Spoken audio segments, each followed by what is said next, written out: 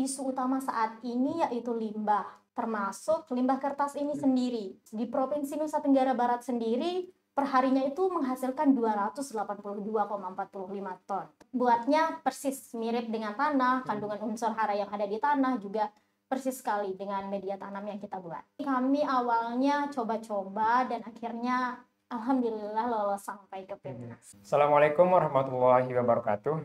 Halo teman-teman semua, kembali lagi di Kalibratif, ruang eksplorasi kreativitas mahasiswa.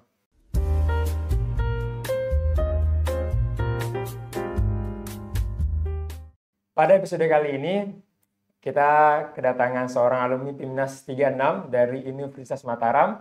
Bidangnya itu adalah PKM Kewirausahaan. Idenya ini sangat luar biasa karena menjawab tantangan sampah kertas di NTB yang perharinya itu ada sekitar 282 ton. Tim ini memberikan solusi bagaimana pendauran ulangnya. Kita akan bahas bersama ketua timnya yaitu Mbak Fitri Sandiarini. Selamat datang Mbak Sandia.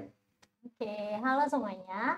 Saya Fitri Sandiarini, saya biasa dipanggil Sandia. Di sini saya dari program studi ilmu lingkungan FMIPA Universitas Mataram. Di sini saya dari tim Green Shop, mewakili rekan-rekan saya ada Sabila dan Alia. Nah, di sini kami membuat media tanam dari limbah kertas dan daun kipahit beserta campurannya yaitu sabut kelapa.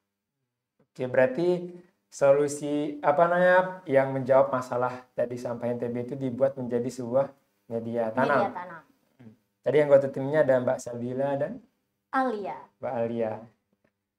Ini tim ini bagi dari saya pribadi ya, kenapa tim ini luar biasa? Karena mereka hanya bertiga, perempuan semua, dan tadi sempat ngobrol dan tim ini itu anggota timnya tidak ada yang masuk KM Panalaran di Unram, tidak ada kenal alumni sebelumnya. Jadi benar mereka ini berjuang sendiri ya begitu, dengan dosen pendamping tentunya, dengan tidak ada yang pernah ikut PKM sebelumnya juga ya. Benar sekali. Perjuangannya sampai PIMNAS. Benar. Kita awalnya sih coba-coba. Jadinya di sini kami juga bertiga itu satu program studi, satu kelas juga. Jadinya di sini kami awalnya coba-coba dan akhirnya alhamdulillah lolos sampai ke PIMNAS. Luar biasa. Tepuk tangan dulu. Coba-coba terus ke PIMNAS. Ya, awalnya coba-coba lolos PIMNAS. Benar sekali. Yang lolos PIMNAS di Unram itu 3 dari 54 tim ya. Benar. Kita masuk ke inovasinya ini. Awalnya kenapa kok bisa kepikiran ngambil sampah kertas terus dijadikan media tanam? Jadi kan isu utama saat ini yaitu limbah, termasuk limbah kertas ini sendiri.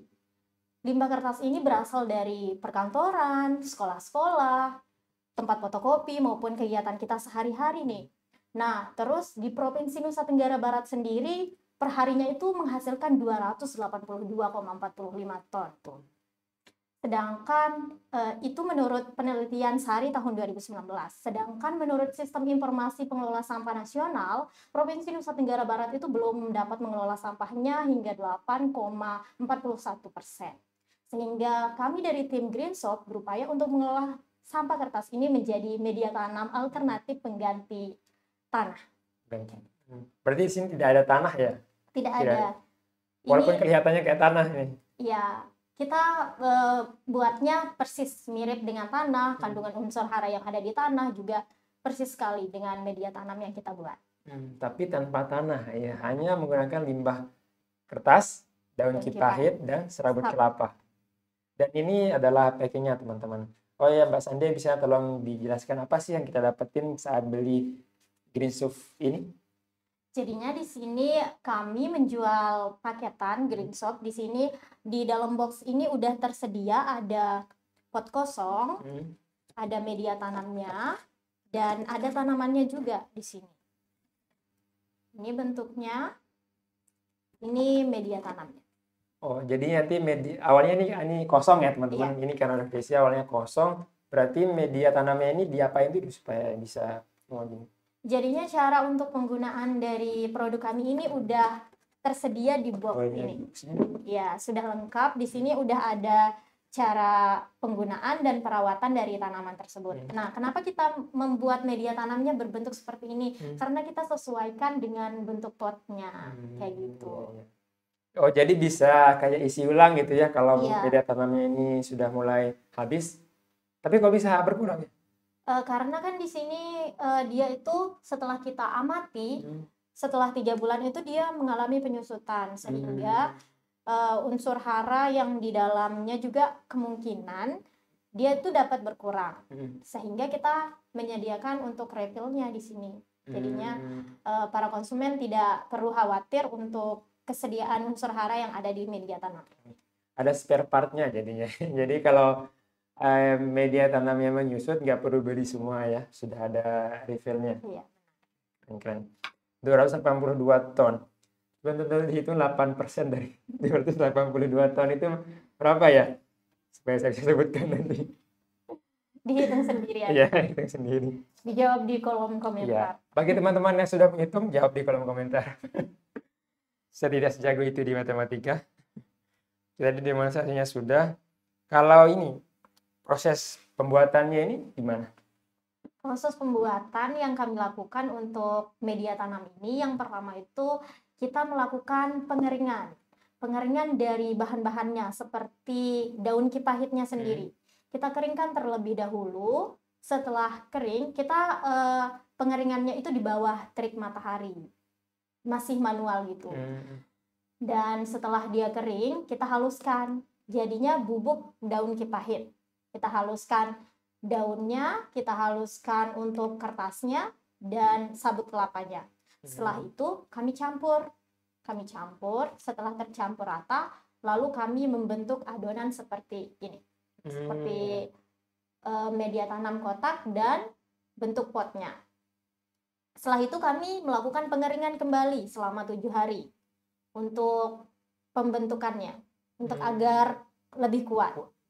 Kayak gitu, untuk media tanam dan potnya. Sama-sama 7 hari? Iya, sama-sama 7 hari. Kalau ini, saya lihat di papernya itu pemilihan daun kipahit itu untuk menambah unsur hara ya. Unsur hara itu apa bagi kita yang berlingkungan? Oke, sebelumnya kan kita di sini kepikiran untuk mengolah kertasnya dulu. Nah, di sini kertas itu kita ketahui dia itu mengandung selulosa dan lignin yang dapat membantu untuk sumber energi bagi tumbuhan.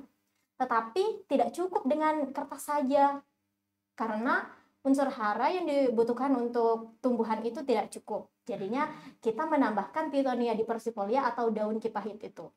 Nah, Tithonia dipersifolia ini mengandung nitrogen, fosfor, dan kalium yang tinggi. Nah, berlatar belakang dari kearifan lokal suku Sasak juga yang ada di daerah Sembalun, di sana itu mereka memanfaatkan daun kipahit ini menjadi pupuk alami mereka bagi tumbuhannya.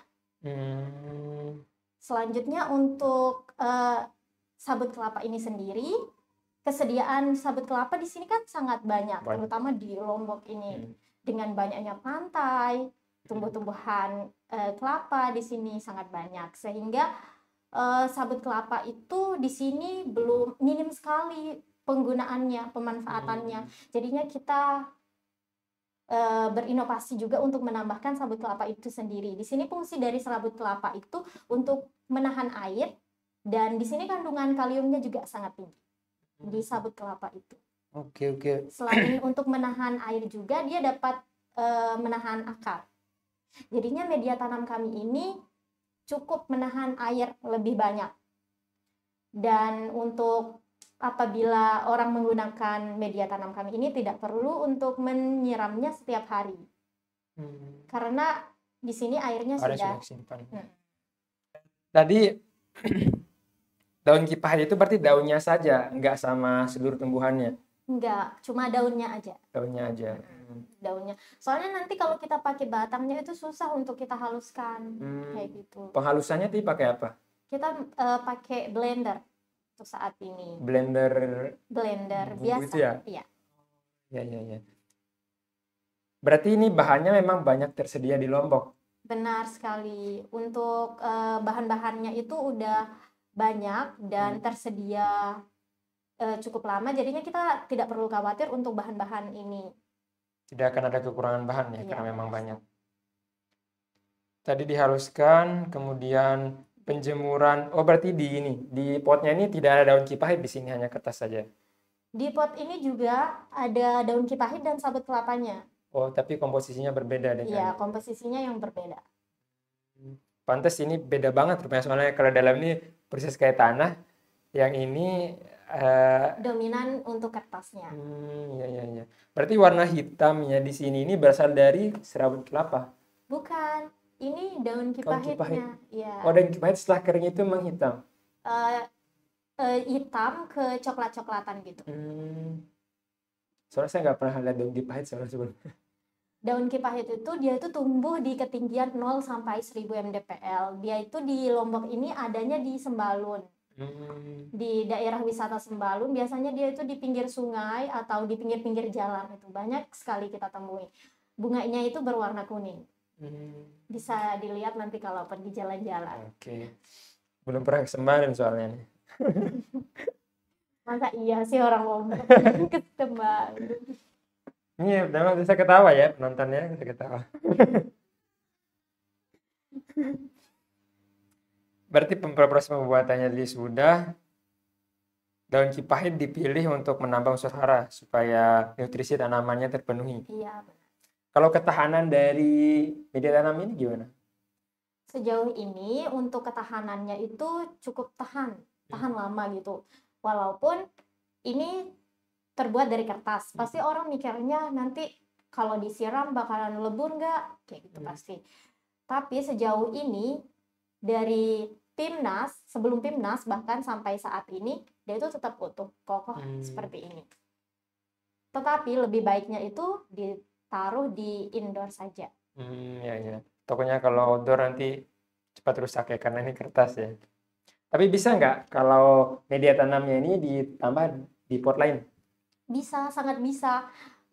Ibaratnya media tanam kita ini bisa dijadikan pupuk gitu. Misalnya dicampurkan dengan tanah juga bisa. Bisa jadi sebagai pupuk juga. Bisa. Jadi kalau pot yang udah ada tanahnya bisa ditambahin ini. Bisa. Ya, ya. Jadi itu in one ya. Media Iya. tanam langsung bisa, pupuk bisa. Benar. Juga ini kan nanti para customer pasti nanya, nanti kalau udah besar tumbuhannya bisa dipindah nggak? Bisa, tanpa dibuka potnya ini langsung aja ditanam, dia itu tidak berpengaruh. Jadi dia ini akan nyatu langsung nanti dengan Iya, tempat nanam barunya itu. benar. Oh, karena emang organik semua ya? Iya, karena ini juga pot dan media tanamnya ini udah mengandung unsur hara. Kayak gitu. Keren. Berarti ini bisa dibilang kayak tanah berjalan, tanah gimana ya bahasanya? Ya kan ini kalau sudah bisa langsung campur di tanah kan? Iya. Ya, bisa langsung dipupuk juga. Kan sekarang juga banyak sekali yang mengeluh dengan keadaan tanah yang kurang subur atau pekarangan rumah yang sempit. Itu dijadikan alasan untuk malas menanam gitu. Tapi sekarang udah tidak bisa dijadikan alasan lagi karena Greensoft sudah memberikan solusinya. Tepuk tangan dulu. Kalau kedepannya ini apakah ada rencana inovasi lain? Tentunya kami akan mengembangkan produk ini. Yang pertama itu untuk bentuknya. Banyak sekali komentar dari para konsumen kami untuk variasi bentuknya. Itu kami akan lebih besar lagi. Maksudnya diperbesar lagi bentuknya dan variasi bentuknya juga akan kami kombinasi lagi. Kayak gitu. Keren. Kalau yang mau order nih lewat mana? Biasanya kita jualnya di marketplace dan offline. Biasanya kita diundang di bazar-bazar seperti Mandalika International Festival kemarin dan di Barons Cafe juga. Di sana kita pernah melakukan bazar, di Dias Natalis MIPA juga. Di sini kami juga ada akun Instagram, TikTok, Facebook, YouTube juga ada. Lengkap. @greensoft._. Ya. Semuanya sama berarti? Iya, sama. Oke, yang mau order bisa ke @greensoft, nanti sendiri kok kayak IG namanya Greensoft ya, ketemu langsung. Oke, order. Kalau ini tantangan selama buat ini apa ya? Jadi selama kegiatan ini dimulai, ini kan sebelum kami melakukan PKM sampai ke Pimnas itu, kita ada mata kuliah Ecopreneur namanya. Nah, di sana itu kita dilatih untuk membuat ide dan mengembangkan ide-ide yang permasalahan-permasalahan lingkungan. Karena kan kami dari jurusan ilmu lingkungan, jadinya permasalahan-permasalahan lingkungan itu yang kami angkat masalahnya dan kami munculkan sebuah ide. Nah, di sini kendala kami itu yang pertama itu tentang waktu. Karena kan kami di sini masih mahasiswa aktif. Lagi banyak-banyaknya tugas, terus misalnya permintaan pasar yang banyak, jadinya kita tidak bisa menghandle sendiri nih perusahaan kami. Nah, jadinya kami merekrut masyarakat yang ada di sekitar rumah produksi kami untuk bekerja sama dengan kami di sini. Kami bekerja sama dengan ibu-ibu rumah tangga, kayak gitu. Oh, berarti ini membuka lapangan kerja juga? Benar sekali. Di sini kami udah punya 3 karyawan. 3 di luar teman-temannya timnya tadi? Iya, 3 ibu-ibu rumah tangga gitu. Daripada mereka nganggur, ya udah kita ajarin. Kita pertama mengajarkan dulu gimana cara pembuatannya. Setelah itu mereka mau nggak bekerja sama kita. Jadinya mereka mau dan ikut bergabung bersama tim kita untuk mengerjakan produk ini. Keren. Kalau ini sudah dapat HKI ya? Iya, sudah dapat. Sudah dapat HKI.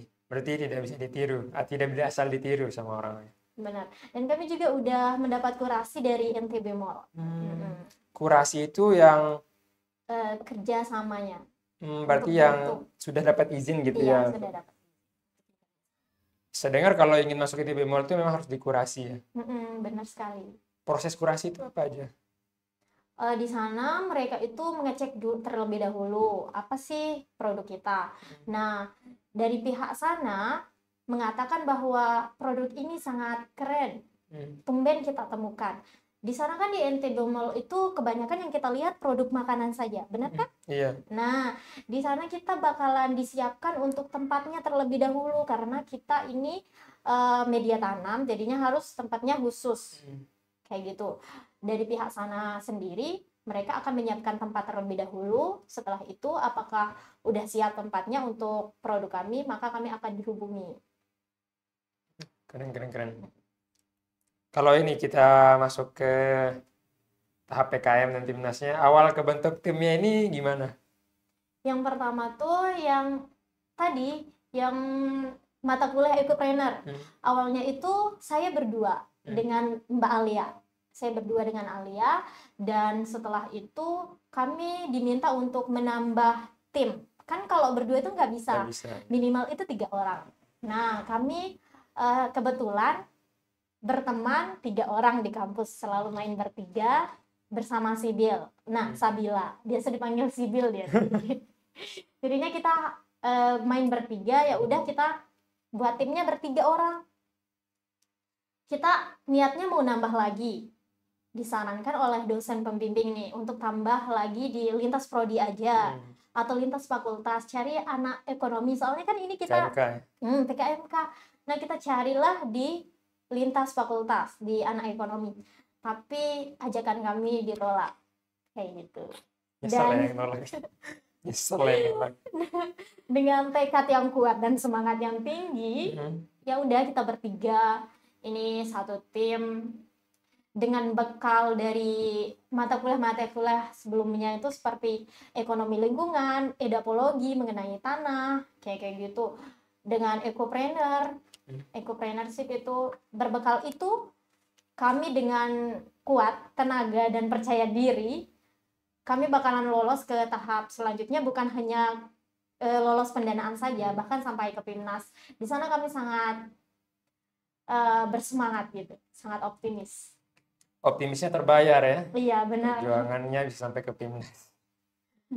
Tadi tidak dipermasalahkan oleh juri anggota tim yang satu jurusan? Yang awalnya waktu PKP 2 internal nih, sempat disinggung oleh juri dari kampus, ini nanti bakalan bermasalah gitu. Maksudnya kayak ada isu-isu gitu dah.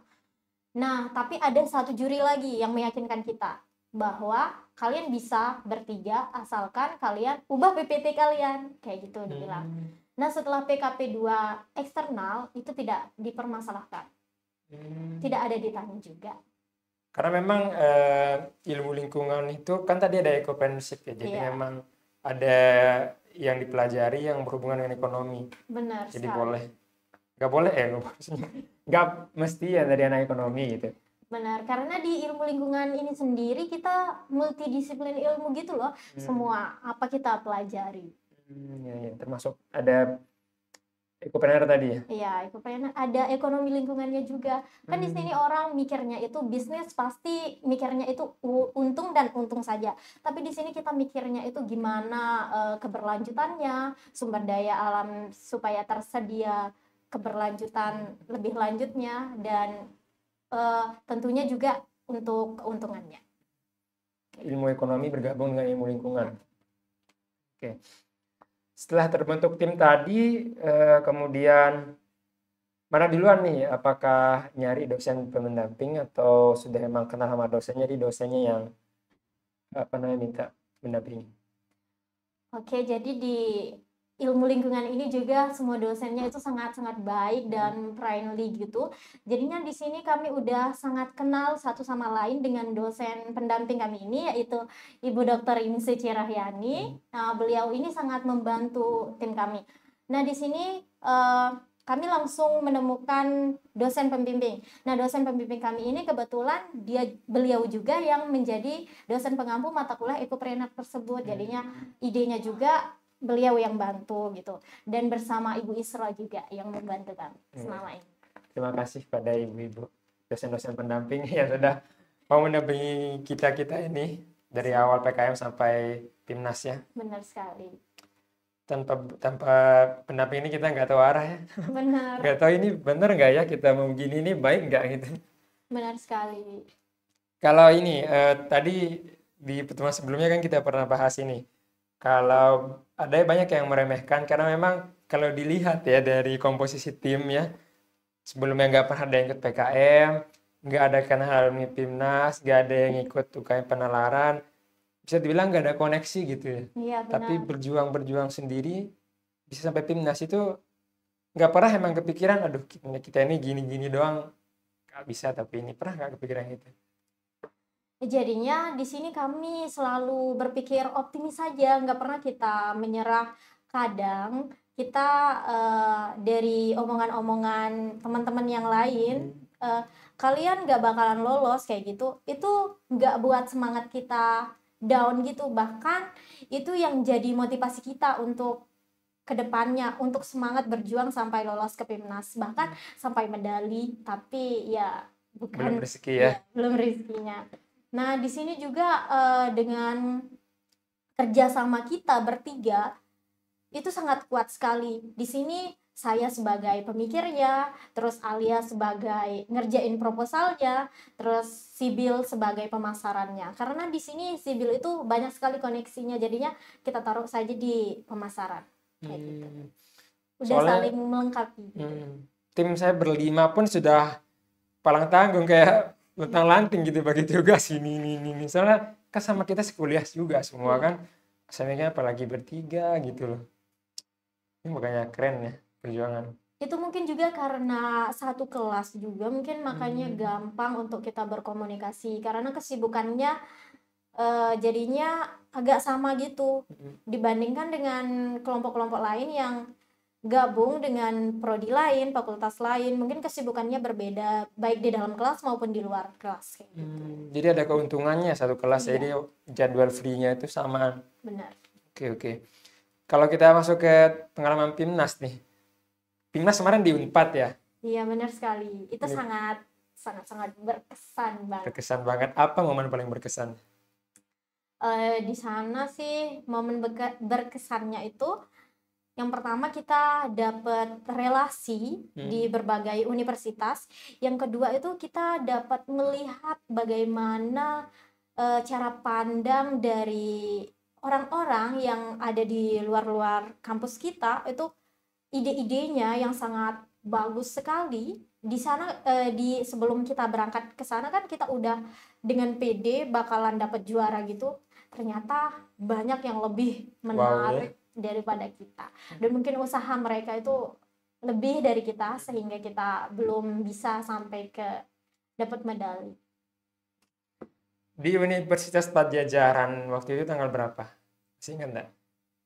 Oke, jadinya kita berangkat dari Lombok Hmm. itu tanggal 25 25 November. November. Iya. Kita sampai ke Bandung itu tanggal 26 pagi. 25 itu jam? 25 itu pas tanggal 25 itu pagi. Oh, nyampe sana pagi lagi. Ya, sampai sana itu pagi lagi. Lama, Sehari. lama banget. Soalnya kan kita naik pesawatnya dari Lombok ke Surabaya dulu. Mhm. Baru dari Surabaya naik kereta sampai ke Bandung. Pakai kereta. Iya, pakai kereta. Sangat menarik kan? Saya pengen naik kereta dulu ya, tapi kayaknya waktu balik timnas itu beda sama rombongan, penting bisa naik kereta, tapi nggak ada kesempatan. Nyampe Unpad, itu penginapannya jauh nggak dari Unpad? Jauh sekali. Di sini kan kita lombanya di Padjadjaran. Kita dapat hotelnya itu di kota Bandungnya. Kayak gitu. Kalau udah full semua pasti ya sekitar. Iya, karena udah full dan kita nggak kebagian di sana. Kalau proses timnasnya itu berapa hari waktu itu? Waktu tanggal 26 itu kan kita nyampe Bandung. Setelah itu kita istirahat setengah jam atau 1 jaman lah kurang lebih. Setelah itu kita langsung berangkat ke Unpad buat registrasi dan pemasangan poster tanggal 26-nya. Setelah registrasi pemasangan posternya? Iya, langsung pemasangan poster setelah registrasi. Oh iya, bawa poster pakai itu nggak, tas yang panjang itu ya? Iya. Nah, ini juga ada cerita. Kita itu sampai mungkin kalau dibilang persiapan kita itu belum matang, benar. Kenapa kita sampai nggak bisa dapat medali? Emang persiapan kita belum matang. Dari segi poster juga kita printnya di sana. Oh, bawa printnya di sana. Iya, kita printnya di sana dan tidak memakai tas selempang hitam seperti mahasiswa dari universitas lainnya. Kayak gitu. Terus setelah pemasangan poster itu kita pulang balik. Jam berapa tuh selesai masang poster? Kita selesai masang posternya itu sore.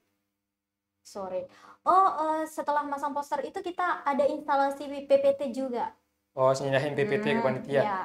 Instalasi PPT sekalian technical meeting-nya. Itu full berarti itu kita sore itu instalasi PPT, jadinya kita di Unpad itu sampai malam. Oh, TM-nya itu offline? Iya, online TM-nya. Terus besoknya baru presentasi tanggal 27? Iya, presentasinya itu tanggal 27. Sampai? 27, 28.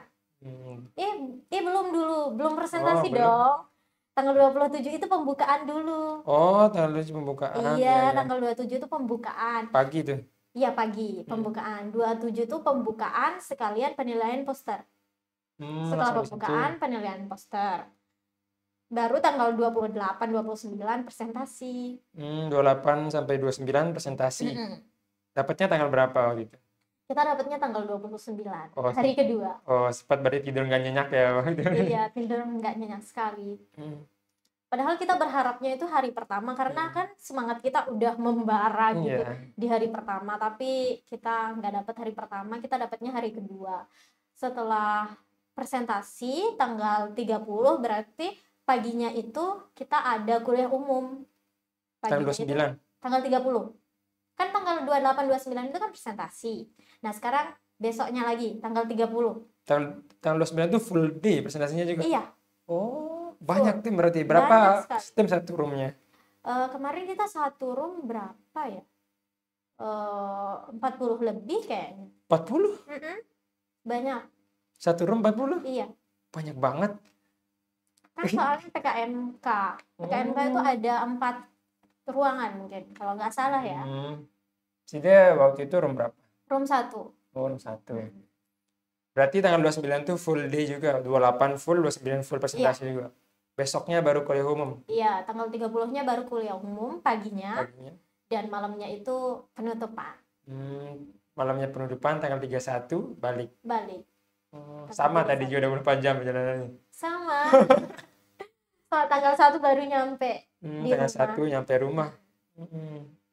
Kalau presentasi itu ada yang berkesan banget nggak di room presentasinya?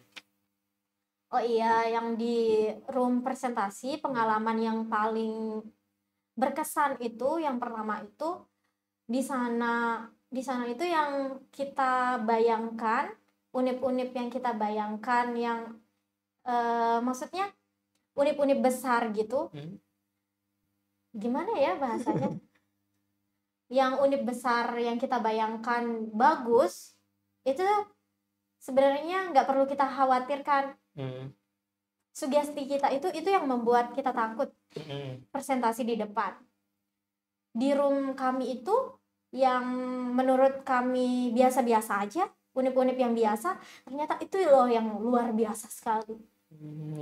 Mungkin dari segi persiapan mereka mungkin udah sangat jauh kayak gitu. Terus untuk ide-ide yang di sana itu jadinya kita dapat pengetahuan itu lebih banyak, lebih luas kayak gitu. Room presentasinya tuh satu room atau dua ruang? Maksudnya satu room itu 2 ruangan kelas dipakai? Bukan, Atau satu room, satu ruangan. Muat semua itu? Kita itu muat. Ruangannya itu kayak di dom aula gitu ya? Bukan ruang kelas berarti. Saya lihat di RI kok nggak salah ada yang pakai ruang kelas tapi ada. Kayaknya PKMK karena dia banyak ya dikhususkan pakai ruangan yang besar. Tergantung juga sih ruang berapa, ruang 1, 2, 3, 4. Soalnya kan beda-beda tempatnya gitu. Fakultas beda-beda. Tapi enak dong ya ruang presentasinya besar.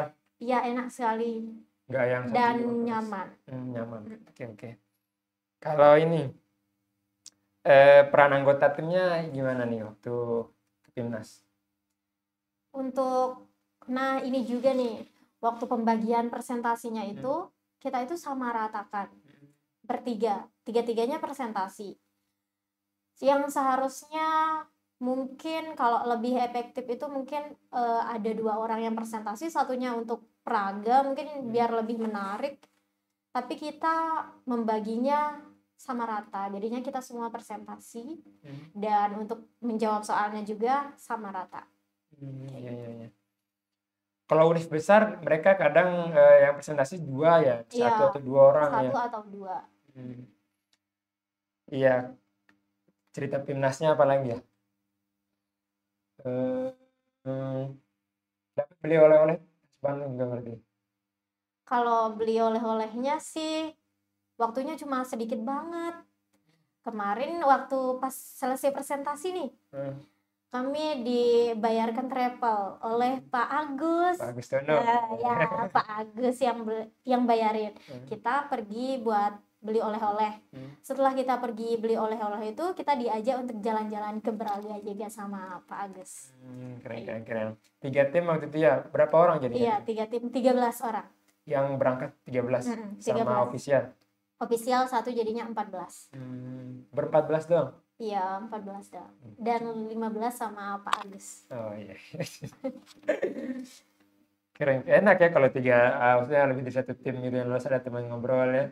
Iya, enak. Apalagi kemarin timnya itu seru-seru loh. Yang 2 tim sebelah tuh seru banget. Iya. Timnya Zami sama Rian namanya. Kalau ini nih, quote favoritnya apa dalam menjalin perkuliahan? Oke, jadinya quote yang saya pegang dari dulu sampai sekarang nih, yaitu do what you love and love what you do. Tepuk tangan dulu. Kenapa milih quote itu? Jadinya lakuin apa yang kita suka dan sukailah apa yang kita lakuin. Contohnya misalnya kita diberi masalah nih, harus kita suka dulu masalah itu, baru dia bakalan terselesaikan. Kalau kita nggak suka, bakalan lama terselesaikan. Kita dihadapkan dengan pilihan, jalankan dia dengan sambil membenci atau jalankan dia sambil kita sukai. Benar sekali. Iya ya, milih daripada kita milih dia sambil benci ya sambil enjoy aja. Iya. Ya udah sukai aja. Walaupun terkadang memang susah ya kalau dihadapi dengan masalah yang salah banget gitu. Kalau nggak mau kan masalah itu harus diselesaikan. Kalau kita tinggalin ya udah masalah itu bakalan numpuk lagi. Akan menimbulkan masalah yang lain lagi. Benar. Kalau ini kalau saya dikasih kesempatan mengulang melakukan PKM dari awal, apa yang mau diubah? Banyak sekali yang bakalan ingin kami ubah dari pengalaman-pengalaman kemarin. Yang pertama itu bentuknya. Bentuk dari pot kami ini dan bentuk dari media tanam. Maksudnya itu bentuknya ini kurang menarik. Itu komen dari juri yang ada di Pimnas. Yang kedua itu untuk pembagian waktunya. Di sini kami itu sangat kewalahan dalam membagi waktu. Maksudnya manage waktunya itu belum tepat. Apabila kita ingin mendapatkan suatu yang kita inginkan, maka kita harus prepare terlebih dahulu dari jauh-jauh hari. Apa yang kita usahakan itu akan berbanding lurus dengan apa yang bakalan kita dapat. Itu sih. Selain bentuk tadi ada, kalau dari segi proses nih di luar produk ada yang mau diubah nggak? Mungkin untuk saat ini yang ingin kami ubah cuma bentuknya saja Bentuknya sih. aja. Sejauh ini sudah bagus. Timnya sudah solid ya, perjuangannya sudah mantap. Jadi yang perlu ingin diubah itu hanya ini ya. Ya, bentuknya dan pembagian waktunya. Iya. Dan Kalau- juga mungkin kita besok ke depannya mungkin kita akan merekrut anggota lagi supaya lebih dari 3 orang kayak gitu, supaya lebih maksimal aja. Supaya pembagiannya bisa lebih merata, maksudnya tidak terlalu capek per orangnya. Iya. Bisa rencana mau RE ya? Antara RE sama pengabdian sih. Pengabdian, ini mau masuk pengabdian. Iya. Nanti bakalan ada muncul ide-ide baru lagi. Ya, kita tunggu ya kalau muncul ide baru. PKM 2024 kan katanya Februari ya, mau deadline. Buku panduan sedang disusun. Iya, benar sekali. Besok Pimnasnya bakalan di Surabaya, lebih dekat. Oh, Surabaya di mana tuh? Ya, di Unair. Oh, Nair. Ya. Kayaknya besok kalau lolos Pimnas Lagi. pakai kapal. Lebih seru loh Iya, pakai lebih kapal. seru. Soalnya bisa menikmati perjalanan, Bener. bisa ngobrol di jalan. Ada penonton kita tertawa itu. Tapi sih lebih baik pakai pesawat aja Iya, sih, supaya Fit ya. untuk prepare-nya itu kan lebih matang gitu. Gimana kalau pergi pakai pesawat, pulangnya pakai kapal? Boleh juga. Wah, itu kan lebih bagus ya. Iya. Jadi bawa oleh-olehnya bisa lebih banyak kan kalau nggak pakai kapal. Oke. Ada yang mau ditanya lagi? Aman-aman? Mungkin itu saja ya pembahasan kita bersama Mbak Sandia tentang produknya, perjuangannya, dan kisah-kisah manis di Pimnasnya. Semoga, oh ya lagi satu lupa. Apa pesan buat teman-teman yang mau ikut PKM? Oh iya, pesan untuk teman-teman yang ikut PKM yang pertama itu yakin aja dulu. Yakin. Yang kedua itu baca buku panduan. Karena di sini kan kami bertiga. Banyak yang menganggap bahwa satu prodi itu bakalan tidak lolos sampai ke tahap selanjutnya. Tapi di buku panduan tidak ada tertulis seperti itu. Pokoknya harus baca buku panduan dan cari tim yang benar-benar bisa diajak untuk kerjasama. Gitu. Selain ide itu, tim itu juga penting banget ya. Benar sekali. Di sini tim itu sangat berpengaruh untuk kedepannya gitu. Apabila udah terjalin komunikasi yang baik, kerjasama yang baik, apapun yang terjadi kedepannya itu pasti bakalan terselesaikan. Kayak gitu. Ya, keren-keren. Jadi buat teman-teman selain mempersiapkan ide yang luar biasa, yang capek-capek, jangan lupa timnya ya. Jangan asal ngajak orang, ayo ikut. Harus kita seleksi juga kan? Benar. Dan untuk teman-teman yang ada di rumah, mari menanam. Karena sekarang udah kita rasakan bagaimana dampak dari global warming ini.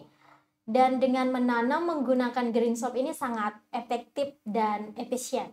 Efektifnya itu tumbuhan itu dapat tumbuh dengan cepat, dan efisiennya itu menghemat waktu, biaya, dan tenaga. Di sini kami jual green shop-nya dengan harga 15.000. Oh iya, saya lupa tadi harganya berapa. Jadi harga ini dapat 15.000. Aduh, 15.000 sudah include pot kosong 1, media tanam 2. Iya. Dan tanamannya. Dan tanamannya, ada tanamannya juga. Iya. Di sini kami menyediakan yang udah ada tanaman sukulennya seperti ini dan dapat bonus media tanam di dalam boxnya 2 dan juga ada kita menyediakan untuk benih sayuran gitu.